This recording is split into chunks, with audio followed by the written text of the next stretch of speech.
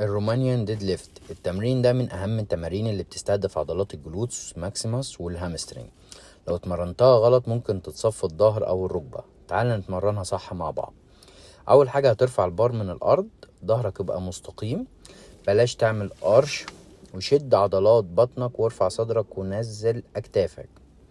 حافظ على وقفة متزنة، وحافظ على ركبتك في وضعها الطبيعي، ولا متنية لقدام ولا راجعة لورا. هنبدأ ننزل بالبار وانت بتزق بمفصل الورك اللي هو الهيبس للخلف. الحركة كلها طالعة من الهيب جوينت مش من العمود الفقري. البار بيوصل تحت الركبة وفوق القدم، بلاش ننزل للآخر. وده الأداء الصحيح للتمرينة دي. تابعنا عشان تعرف الأداء الصحيح لكل تمرينة، واكتب لنا في الكومنتات ايه التمرينة اللي عايزنا نشرحها. وطبعا ما تنساش الفولو والشير عشان الكل يستفاد.